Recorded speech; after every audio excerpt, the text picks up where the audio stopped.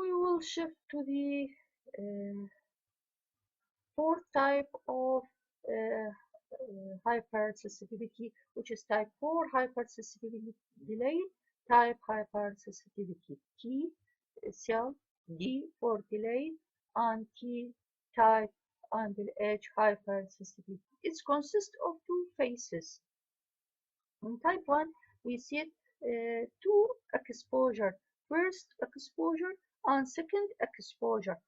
Here in the type 4, it is of two phases, the initial sensitization phase and the second effector phase.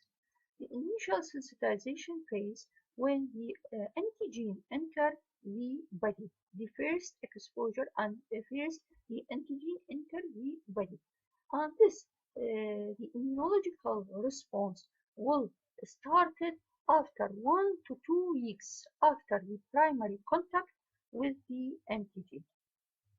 In type 1, the immune response appears within minutes, while here, after 1 to 2 weeks, the immune response will start to act.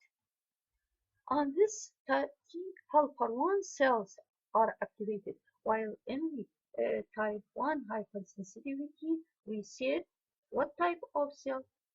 We said T helper 2, while here in the delayed type hypersensitivity type 4, T helper 1, which is important. T helper 1 are activated and clonally expanded by antigen with MHC class 2 presented on antigen presenting cell.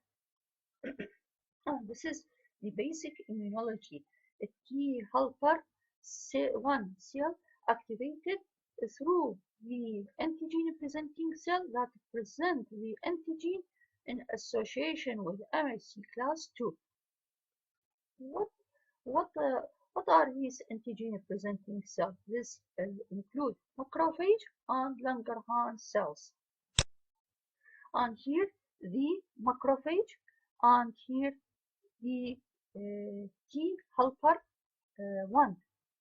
The T helper